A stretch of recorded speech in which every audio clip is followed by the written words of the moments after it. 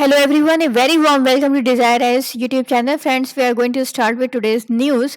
The Hindu में देखा जाए क्या इंपॉर्टेंट न्यूज़ रही and Pakistan map and border dispute, इसको जो है हम पढ़ेंगे। ये इंटरनेशनल रिलेशन टॉपिक में आएगा एंड पाकिस्तान में अभी नया पॉलिटिकल मैप आ गया है और ये पाकिस्तान की थर्ड कंट्री बन गया है to launch a new political map. इसके पहले इंडिया ने नवंबर 2019 में कर दिया था और नेपाल ने 2020 में एक मैप अपना अपना लॉन्च कर दिया था। सो इंडिया ने हैज़ रिट्रीटेड जो भी टेरिटोरियल क्लेम्स है जम्मू एंड कश्मीर के, वो कर दिया इंडिया ने अपने मैप में। एंड लद्दाख, ओके, जो अभी आपने देखा चेंजेस वगैरह हुए कि वो इंडिया ने अपने मैप में रिप्रेजेंट कर दिया।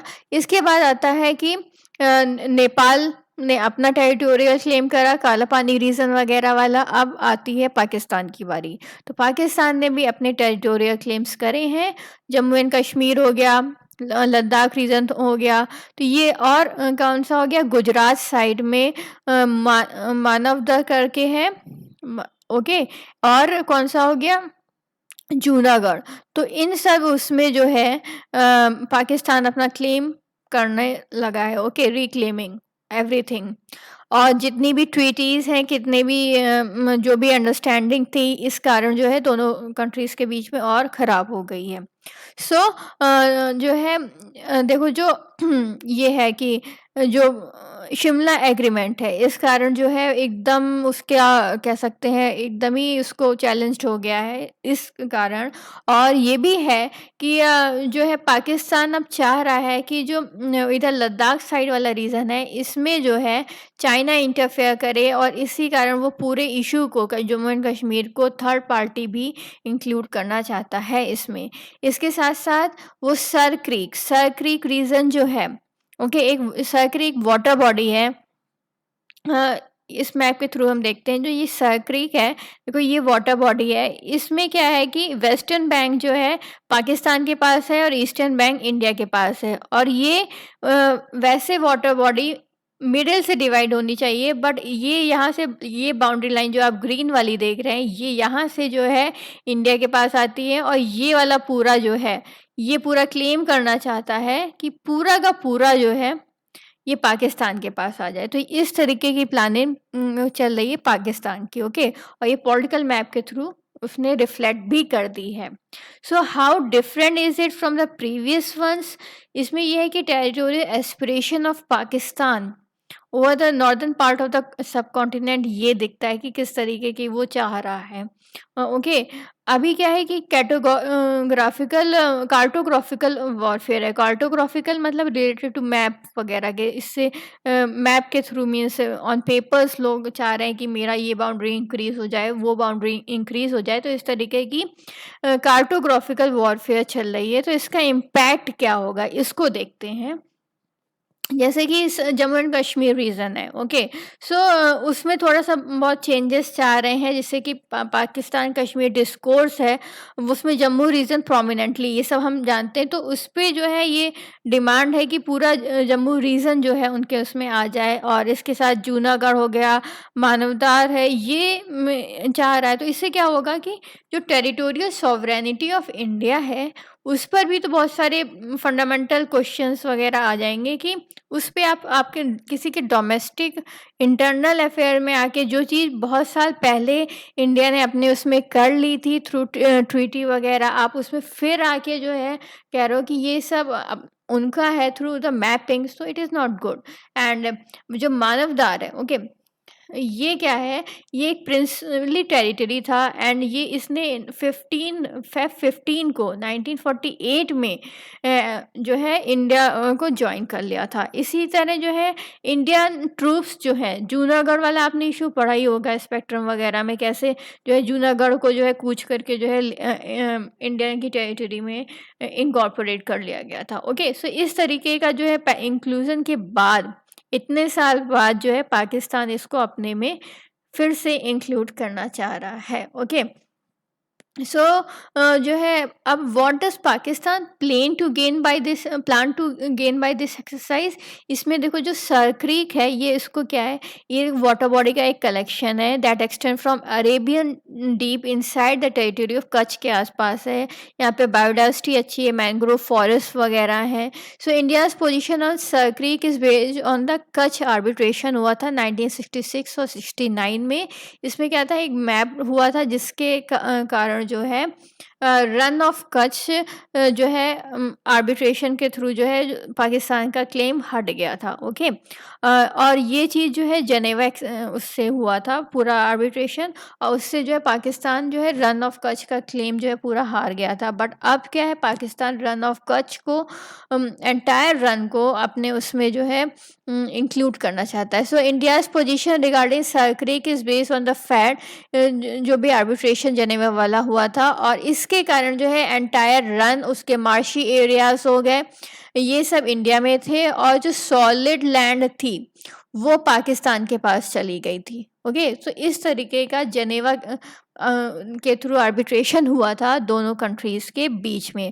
Pakistan appear to be going back also on the spirit of Rann of Kutch arbitration, उस पर भी बैक फुट लेना चाह रहा है एंड स्टेप बैक करना चाह रहा है, and where the overwhelming evidence of maps support India's claim of the run and its marshland. Are there any claim on its western borders पे भी कुछ है, तो इसको देख लेते हैं। Map is silent about its territorial claims in the west and north west of Pakistan, और इसने जो है ड्यूरन लाइन जो है, जो कि बॉर्डर विद अफगानिस्तान है, उसको जो है एक्सेप्ट करी है। ओके, तो these are the things are there, and हम लोग ने ये चीज़ कवर कर ली है। इसके बाद जो है हम आते हैं इंफ्रास्ट्रक्चर के टॉपिक पर। इसमें जो है, अच्छा हाँ, अगर ये आपको देखना है कि ये हो गया जूनागढ़ हो गया। ओके, ये जूनागढ़ है, ये यहीं पे मानवदार है, तो ये चीज़ जो है क्लेम करना चाहता है। ये सर क्रीक है, ओके, एंड ये खोरी क्रीक है। ओके, तो इसको आपको याद होना चाहिए, ये दो चीज़ें आपको याद होनी चाहिए। ओके, मैपिंग में। अब हम आगे बढ़ते हैं और समझते हैं next topic, that is comes 2023 new policy will drive 50% delivery fleet to E mobility. अब क्या है, ई मोबिलिटी के ऊपर दिल्ली पूरा ध्यान देना चाहता है, और इसके थ्रू इलेक्ट्रिक व्हीकल पॉलिसी 2020 आई है, notified by the Delhi government. And इसमें क्या होगा कि ई व्हीकल के ऊपर जो है ज़्यादा से ज़्यादा ध्यान दिया जाएगा। सो ई ऑटोज़ होंगे, और जितने भी डिलीवरी बेस्ड सर्विसेज हैं उनको भी ई मोबिलिटी दिया जाएगा।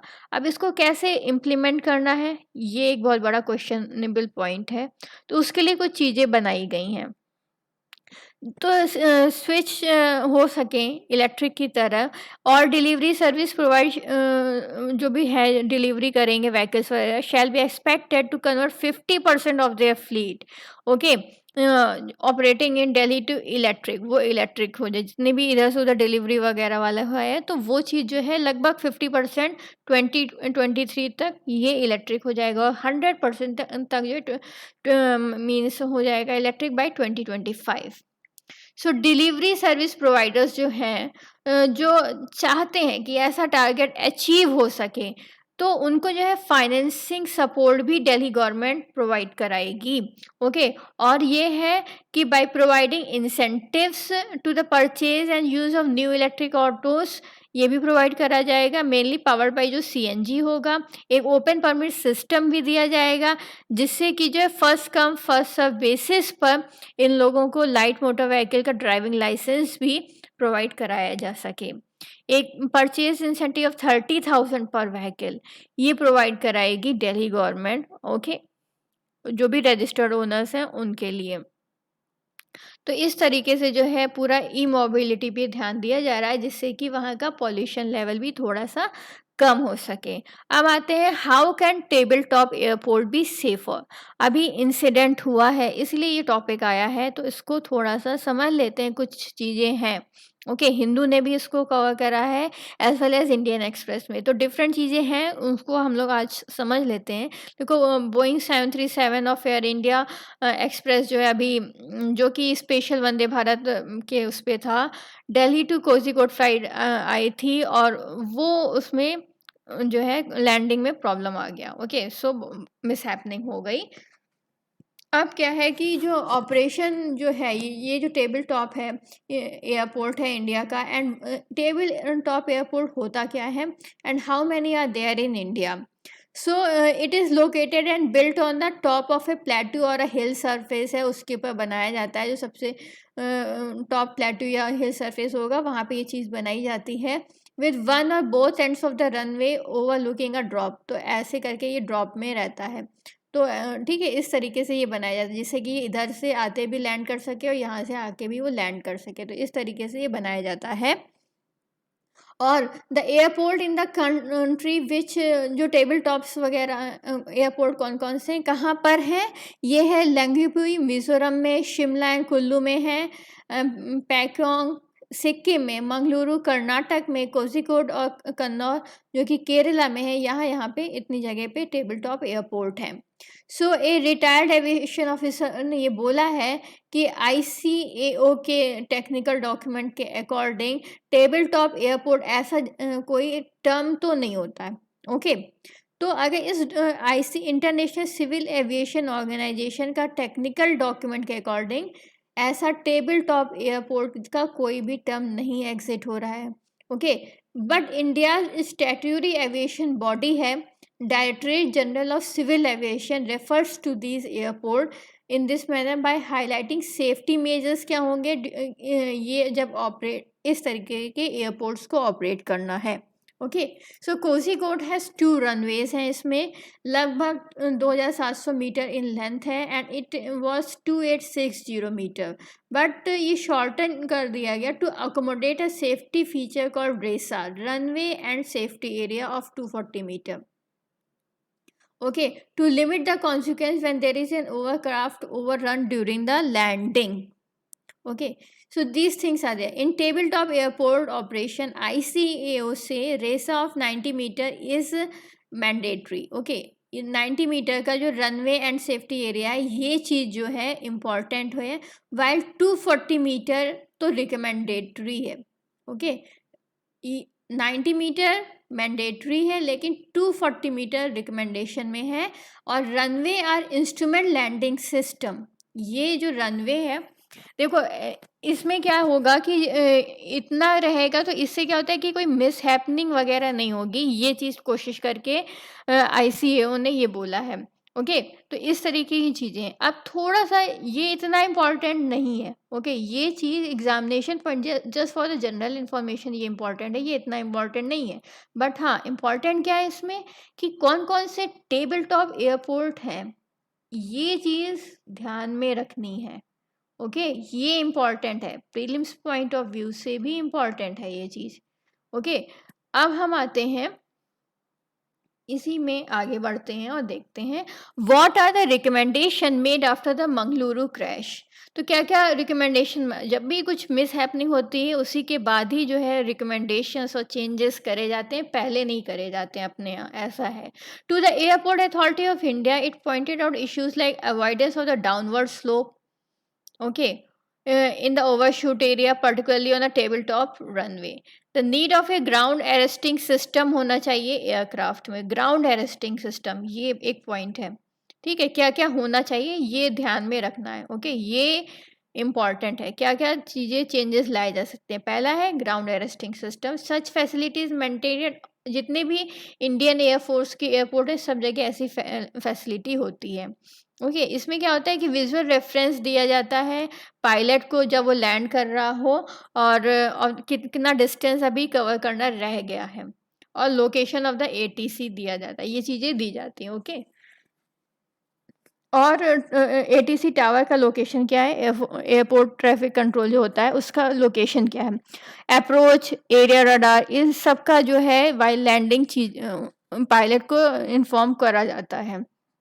Role of the rescue and fire fighting service वहाँ रहता है, एरोड्रोम, रिस्क असेसमेंट, ये सब चीज़ें रहती हैं। पहले तो हो गया कि ग्राउंड अरेस्टिंग। सेकंड चीज़ क्या है? ये है it is called engineering material arresting system. इसमें क्या होता है? अ, ये ऐसा जो है यूएस में है, ओके, यूनाइटेड स्टेट के इंटरनेशनल एयरपोर्ट्स में है, and it is made of engineer light weight और क्रशेबल, क्रश हो जाती है सीमेंट और कंक्रीट। ये दो पॉइंट इंपॉर्टेंट हैं याद रखने के लिए। तो ये रनवे में यूज़ होता है एज अ सेफ्टी बैरियर, और एयरक्राफ्ट अगर ज़्यादा जो है नहीं रुक पाता है तो धीरे धीरे उसका स्पीड कम करने के लिए वो चीज़ जो है एक ऑब्स्ट्रक्शन पैदा करती है, और ज़्यादा से क्या होता है कि वो क्रश हो जाती है जब जो है देखते हैं कि रुक नहीं पा रहा है एक ऐसे पॉइंट पर। तो इस तरीके से वो पूरा जो है रनवे बनाया जाता है। ओके, इससे क्या होगा कि जो एयरक्राफ्ट की जो सेफ्टी है वो चीज़ इंश्योर करी जा सकती है इसके through. Okay, so these things are there, and as aircraft accident data show, runway overshoots occur as often on, बहुत ज़्यादातर टेबल टॉप्स पे होता ही रहता है, इसलिए इसके लिए पॉलिसी लाना वो बहुत ज़्यादा जरूरी है। What is the role of the air traffic control का रोल क्या होता है ये पता होना चाहिए। AT only has jurisdiction to provide the pilot, weather condition क्या है, विजिबिलिटी क्या है, रेन और विंड के बारे में, केवल इन चीज़ पे एटीसी जो है इंफॉर्मेशन देता है, जिसके थ्रू जो पायलट कनेक्टेड रहता है। ओके, एटीसी जो है क्लियरेंस देगा विजिबिलिटी को देखते हुए। ओके, अगर देखिएगा बहुत कम विजिबिलिटी है तो क्लियरेंस उतना नहीं मिल पाता है। एक ऐसा पॉइंट आता है डिसीजन हाइट आता है, जहाँ पे एकदम लैंड करने का समय है, अब उस पे जो है पायलट के पूरा कह सकते हैं एबिलिटी पे डिपेंड करता है कि वो क्या डिसीजन ले रहा है, उसको लैंड करना है कि नहीं। क्योंकि उस समय क्या होता है, उस मिनिमम डिसेंट जो एल्टीट्यूड है उस पे जो है जो चीज़ें होती हैं वो केवल वही पायलट ही जान सकता है। He must be aware of the runway environment in order to make a safe landing. Okay, अगर उसका नहीं है then he has to initiate to go around, और सर्किल करेगा और फिर अनदर अटेम्प्ट करने की कोशिश करेगा लैंडिंग के लिए। So meteorological department are not the same as instantaneous condition on the approach path. Mean landing करते समय 200 फीट पे उतना जो है फिर मेट्रोलॉजिकल डिपार्टमेंट हेल्प नहीं कर पाता। तो इसमें कुछ चीज़ें पॉइंट करने वाली थी जिसको आपको पता होना चाहिए। ये है एयर ट्रैफिक कंट्रोल वाला होना है, ये पता होना चाहिए। इसके साथ साथ क्या मेजर्स लेने हैं। ओके, टेबल टॉप एयरपोर्ट्स को जो है कंट्रोल करने के लिए वहाँ पे एक्सीडेंट और मिस हैपनिंग वगैरह ये आपको पता होना चाहिए। ओके, अब आते हैं हम अदर टॉपिक पे, that is asymptomatic people to carry high viral loads studying P vivax malaria. So asymptomatic people हैं जिनको कोरोना वायरस हो जाता है, उनको पता तक नहीं चलता बिकॉज उनके सिम्टम्स नहीं होते हैं। ओके, और वो नॉर्मल लोगों की तरह रह रहे होते हैं। सिम्टम्स कब उनको कोरोना वायरस टेस्ट पॉजिटिव कब होता है, जब उनका टेस्ट जो है किसी कारण बाय डिफ़ॉल्ट हो जाता है, तब जाके वो पता चलता है कि ये तो कोरोना पॉजिटिव है। This happen in my family, इसीलिए मुझे पता है कि ऐसे लोगों के उसमें कोई सिम्टम्स नहीं आते हैं। So one reason why containing the novel corona virus spread is challenging, कि जो है वो एकदम नॉर्मल लोगों की तरह जो है पर्सन जो है रहता है और कोई हेल्थ इश्यूज भी नहीं होते हैं। So a body of evidence now suggest that people with symptoms जो है can and do readily spread the corona virus, and most are जितने जो फर्स्ट 2 डेज होता है, couple of days, okay, first 2 days में बिफोर द सिम्टम, उसमें जो है ये वायरस स्प्रेड होना बहुत इजी होता है। So typically the pre symptomatic phase when infected people don't exhibit symptoms, तो इसमें जो है वायरस जो है वो शेयर इधर से उधर ट्रांसमिट होने की पॉसिबिलिटी बहुत हो जाती है। तो इस तरीके से एक स्टडी हुई 303 सिम्टोमेटिक और एसिम्प्टोमेटिक पेशेंट्स में, और उस स्टडी में ये पता कराया गया कि जो पीपल जिनके उसमें कोई भी सिम्टम्स नहीं थे, उनके पास भी वो मीन्स उतना ही वो वायरस कैरी कर रहे थे, वैसे ही वो डेंजरस थे, उतना ही रिस्की थे और लोगों के लिए जितना कि सिम्टोमेटिक केस है। ओके, तो ये कहना कि एसिम्प्टोमेटिक से कोरोना नहीं होता है, इसको भूल जाइए। Okay, asymptomatic person accounts for nearly 40 to 45% of the infection. Okay, ये पॉइंट ध्यान में रखना कि जो है 40 to 45% of infection asymptomatic person से है। सो इसीलिए जो है काफ़ी जो है अलर्टनेस रहना है। द स्टडी दस provided that much needed evidence that many people with corona virus infection can remain asymptomatic for a prolong period. उनको कोरोना है पर उनको पता भी नहीं चलेगा। ओके, और ऐसे लोग जो हैं ट्रांसमिट भी कर देंगे virus for an extended period, मतलब वो लॉन्गर देन 14 डेज के बाद भी वो वायरस को ट्रांसमिट कर सकते हैं। तो ये स्टडी बहुत ही ज़्यादा इम्पॉर्टेंट है। जितनी अवेयरनेस लोगों के उसमें इस स्टडी के लिए फैलाई जाए वो अच्छी ही है। स्टडिंग प्लाज्मोडियम वाइवेक्स मलेरिया जो है वो मच्छर के काटने से होता है। प्लाज्मोडियम वाइवेक्स पैरासाइट होता है, उसके कारण ये होता है। और ये क्या होता है कि वो वायरस जो है, जो पैरासाइट है वो धीरे-धीरे आपके क्या है सीधे लीवर में जाके वो अटैक करता है। जब वो लीवर में अटैक करता है तो उसमें उस समय इंसान को कुछ पता नहीं चलता और धीरे-धीरे क्या होता है जब वो इंक्रीज़ होना शुरू करता है तो वो हमारे ब्लड सेल्स में आ जाता है। ब्लड सेल्स में आने के बाद जब वो बर्स्ट करने लगता है, ओके, जब वो होता है धीरे-धीरे वो बर्स्ट भी करना शुरू करेगा। जब वो बर्स्ट करना शुरू करेगा तो उस समय आपके बॉडी में बहुत हाई फीवर आएगा, बहुत आपको कोल्ड लगेगी। तो जितनी बार वो बर्स्ट करेगा उसी टाइम टू टाइम आपको ये सिम्पटम्स जो हैं फिर से रिअकर होते हुए दिखेंगे। तो इस तरीके से जो है सिम्पटम्स होते हैं इसके। ओके, और नंबर ऑफ केस में is very low in the liver. इसमें लीवर में इनका जो नंबर होता है वो बड़ा कम होता है। अवर इम्यून सिस्टम उसको नोटिस तक नहीं कर पाता है। So parasite can remain in the liver, एक डॉर्मेंट स्टेज में रहेगा और लोगों और जो इन्फेक्टेड पर्सन हुआ है उसको पता भी नहीं चले। So there is an urgent need कि एक ड्रग ऐसी दवाई मिले कि इसके लिए मलेरिया के लिए which will kill both the blood और लीवर स्टेज पे ही उस पैरासाइट को ख़त्म करा जा सके। तो ऐसी जो है ड्रग बनाने की बात करी जा रही है। हाँ, एक है, इसको आपने पढ़ा होगा, क्लोरोक्विनिन। ये दी जाती है और अभी भी ये बहुत ज़्यादा सक्सेसफुल है and fortunately chloroquinine is still effective in India. और लगभग जो है 14 डेज लगते हैं to administer this drug for radical cure. और अर्जेंट नीड है कि एक न्यू क्लास ऑफ ड्रग जो है बनाई जाए related to malaria. Okay, so these were there of today's topic and Indian Express में हम आते हैं और इसमें कवर करते हैं what are the black boxes and why are they important to an air crash investigation. और इसके बाद हम कवर करेंगे forex reserve at record high can cover import bill over 1 year. अब देखो, ब्लैक बॉक्स है, ब्लैक बॉक्स एक्चुअली ब्लैक में है कि कोई और कलर है?